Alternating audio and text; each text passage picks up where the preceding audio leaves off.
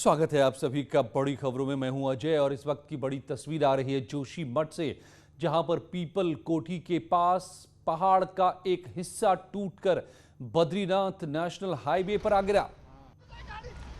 दर्जनों पेड़ भी टूटकर हाईवे पर आ गए। हाईवे से गुजरने वाले यात्रियों में अफरा तफरी मच गई। देखिए जरा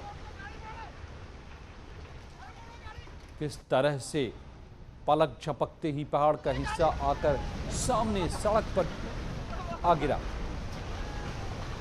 लोग यात्री यहां से गुजर रहे थे, सबके बीच अफरा तफरी चीख पुकार मच गए। मुश्किल से लोगों ने यहां से भागकर अपनी जान बचाई। जोशी मठ की आप तस्वीर देख रहे हैं। बारिश के दिनों में पहाड़ में हलचलें बढ़ जाती हैं, लैंडस्लाइड की घटनाएं सामने आती हैं और ऐसा ही बड़ा लैंडस्लाइड आप देख रहे हो रहा है सड़क पर जोशी मठ में। बद्रीनाथ राष्ट्रीय राजमार्ग नेशनल हाईवे है ये, तो यहां पहाड़ का हिस्सा टूटकर आ गिरा।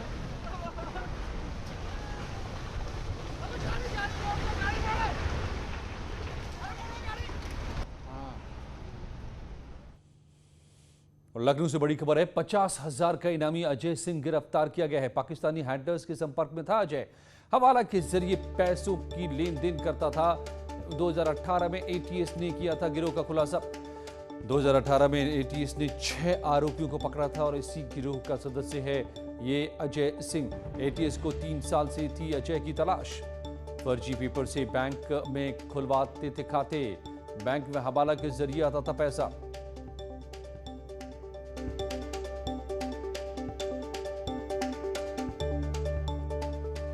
ऋषभ मणि त्रिपाठी हमारे संवाददाता मेरे साथ जुड़ गए हैं। ऋषभ, क्यों है ये गिरफ्तारी इतनी बड़ी? अजय देखिए, 2018 में यूपी एटीएस ने गिरोह का खुलासा किया था जो गोरखपुर से जुड़े हुए थे। 2 भाई थे, नसीम और नदीम, जिनका मोबाइल का कारोबार था, उनका गेस्ट हाउस भी था। लेकिन पर्दे के पीछे वो पाकिस्तानी हैंडलर्स के लिए काम करते थे। तमाम लॉटरी और कुछ ऐसी स्कीम्स होती हैं, ऑनलाइन गेम्स होते हैं, जिनके माध्यम से पाकिस्तानी हैंडलर्स लोग भारतीय लोगों को ठगते थे। उस ठगी का पैसा भारतीय खातों में जमा होना चाहिए था, लिहाजा ये गिरोह फर्जी खाते खुलवाता था, लोगों के डॉक्यूमेंट्स ले करके उसमें अपने लोगों की फोटो चिपका के उससे छेड़छाड़ करके खाते खुलवाता था। ठगी की रकम उन खातों में जाती थी, उन खातों से वो रकम निकाल कर नई दिल्ली में पाकिस्तानी हैंडलर्स को पहुंचाते थे हवाला के जरिए, जहां से वो पाकिस्तान भी पहुंच जाता था। गिरोह का खुलासा 2018 में हुआ था। उसी का अहम सदस्य था दिनेश सिंह उर्फ अजय सिंह उर्फ एके, जिसको अब एटीएस ने गिरफ्तार कर लिया है और पाकिस्तानी हैंडलर जो एक बड़े रैकेट को चला रहे थे उसकी कमर को तोड़ दिया गया है। अजय, साफ तौर पे और देश से गद्दारी की अब सजा भी मिलेगी इसके बाद। धन्यवाद आपका पूरी जानकारी के लिए। और झांसी से खबर, लुटेरा प्रधान गिरफ्तार किया गया है। 1 करोड़ की चोरी करने वाला यह प्रधान गिरफ्तार किया गया है। प्रधानी के चुनाव में किया था लाखों का खर्च, कर्ज लेकर प्रचार में किया था धुआंधार खर्च। जीतने के बाद लोग वापस मांग रहे थे पैसे। कर्ज चुकाने के लिए चोरी की बड़ी वारदात को अंजाम दिया। प्रेमनगर थाने की पुलिस और स्वाट टीम ने इसे गिरफ्तार किया है।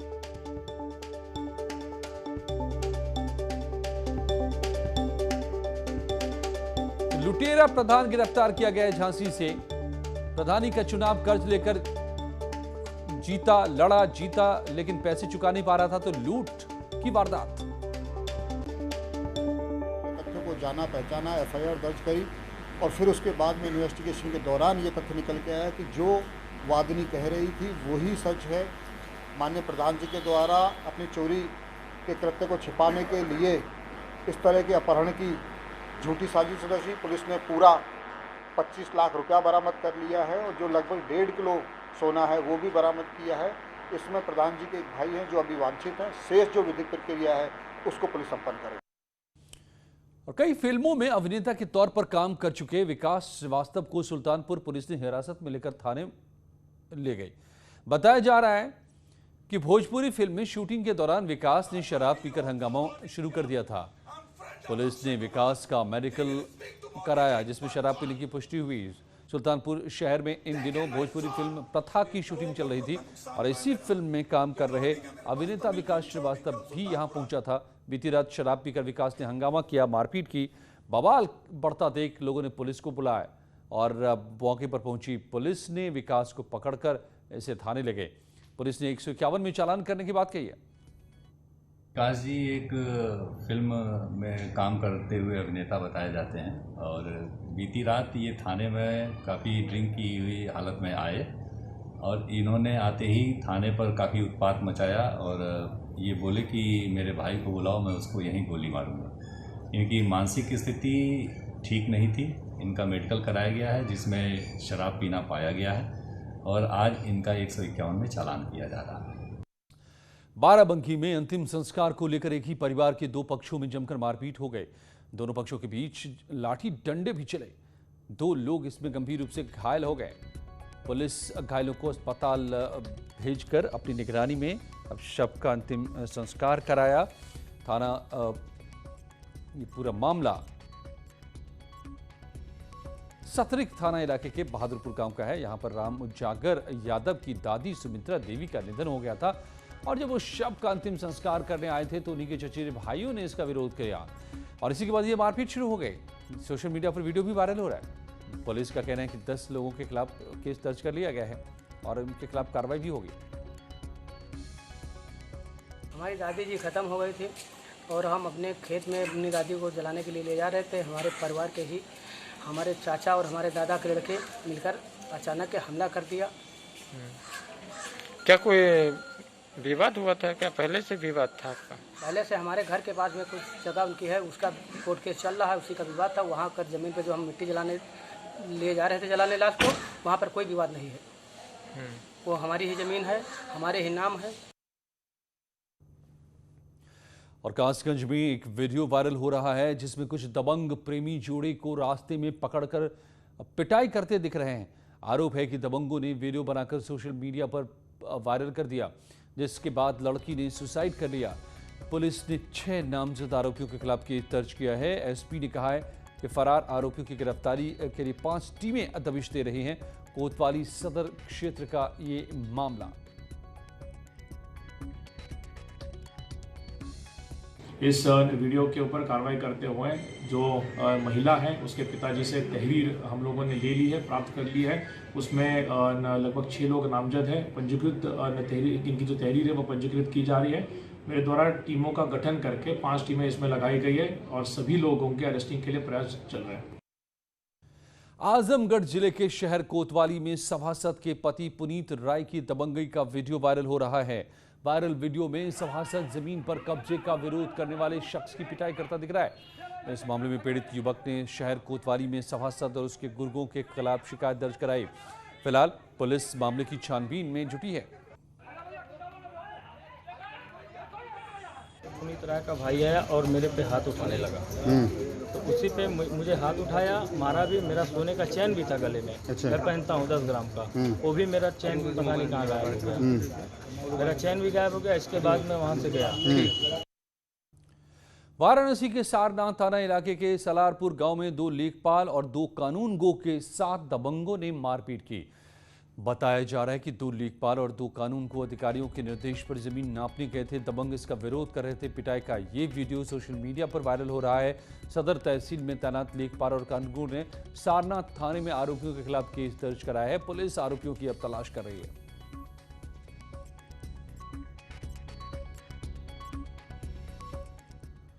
संभल में बेखौफ युवकों ने तमंचों से हवाई फायरिंग की। फायरिंग का वीडियो सोशल मीडिया पर वायरल हो रहा है, जो बहजोल थाने के सिसौना गांव का बताया जा रहा है। इस वीडियो में 3 युवक अलग अलग तमंचों से फायरिंग करते दिख रहे हैं। तीनों एक दूसरे से फायरिंग का कंपटीशन कर रहे हैं। इन युवकों को न कानून का डर है, न तमंचों से हादसा होने का खौफ। वायरल वीडियो पर बहजोल कोतवाल का कहना है कि जांच कर आरोपियों के खिलाफ कार्रवाई की जाएगी।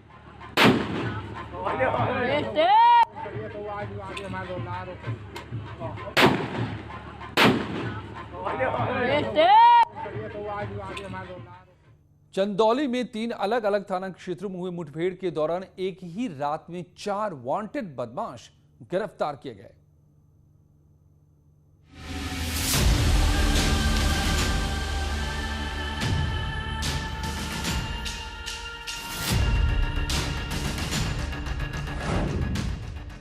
चंदौली पुलिस ने चुस्ती दिखाते हुए 3 एनकाउंटर में 4 शातिर बदमाशों को धर दबोचा। पुलिस अपराधियों की धरपकड़ के लिए चेकिंग अभियान चला रही थी। रात करीब 12 बजे सदर कोतवाली क्षेत्र के कटसिल मोड़ के पास चेकिंग के दौरान मुठभेड़ हो गई। पुलिस ने बाइक सवार बदमाशों को टॉर्च दिखाकर रुकने का इशारा किया तो एक बदमाश ने पुलिस टीम पर फायरिंग कर दी। पुलिस की जवाबी कार्रवाई में बदमाश के पैर में गोली लगने से घायल हो गया। गिरफ्तार बदमाश की पहचान पीयूष सिंह जमानिया गाजीपुर के रूप में हुई है। इसके ऊपर रंगदारी, लूट, हत्या के प्रयास सहित कई मामले दर्ज हैं। बदमाश का एक साथी अंधेरे का फायदा उठाकर मौके से फरार हो गया।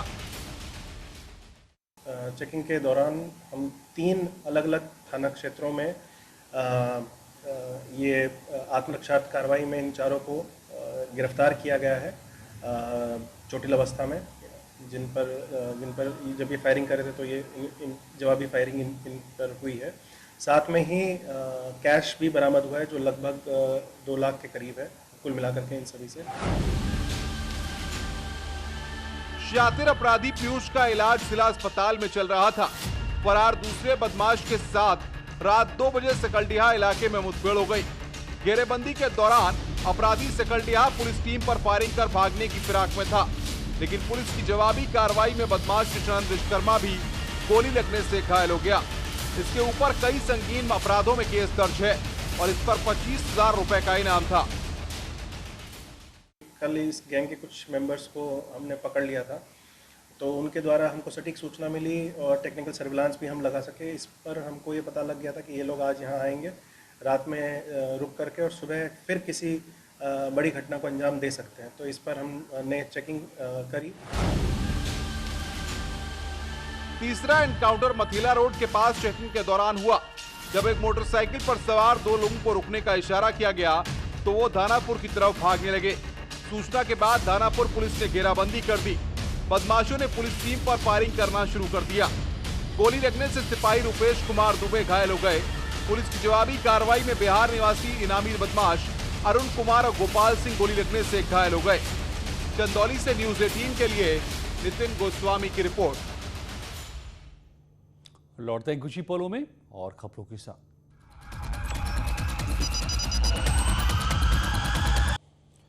मेरठ में एक स्कूल ने अभिभावकों के वैक्सीनेशन कराने पर 1.5 करोड़ रुपए तक के स्कूल फीस को माफ करने का ऐलान किया है। टीकाकरण को प्रोत्साहित करने के लिए स्कूल की इस पहल की हर कोई तारीफ कर रहा है।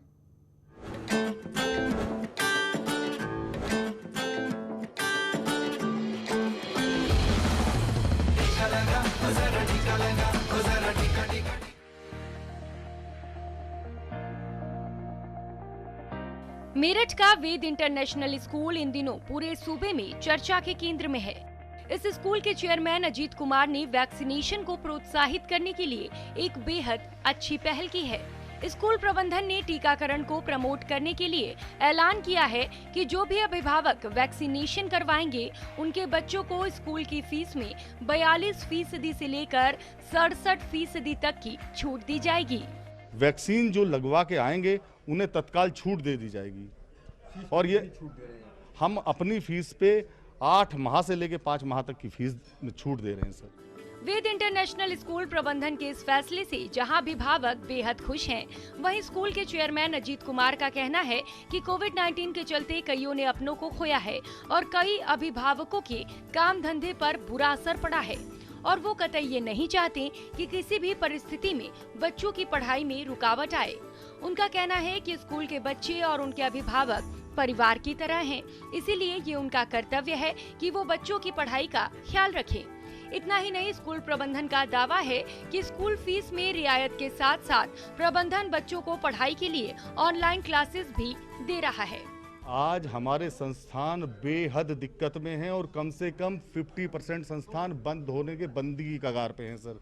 और अगर ये लंबा चलता रहा तो ये education sector schools, private schools पूरी तरह से बंद हो जाएंगे सर, ये मैं कहना चाहूँगा। इसलिए इस पर ध्यान दिया जाना चाहिए। हालांकि अभिभावकों को राहत देते हुए स्कूल प्रबंधन ने सरकार से ये भी अपील की है कि प्राइवेट स्कूल को हो रहे भारी नुकसान के चलते प्राइवेट स्कूल बेहद मुश्किल दौर से गुजर रहे हैं और तकरीबन 50% संस्थान बंदी की कगार पर है। ऐसे में उत्तर प्रदेश सरकार को प्राइवेट स्कूल के बारे में सोचना चाहिए। बहरहाल किसी प्राइवेट स्कूल की तरफ से वैक्सीनेशन को लेकर चलाई जा रही ये मुहिम वाकई काबिले तारीफ है। उम्मीद है सरकार इनकी अपील पर ध्यान देगी और साथ ही साथ दूसरे स्कूल भी वेद इंटरनेशनल स्कूल से कुछ सबक लेंगे। Bureau report, news 18 network.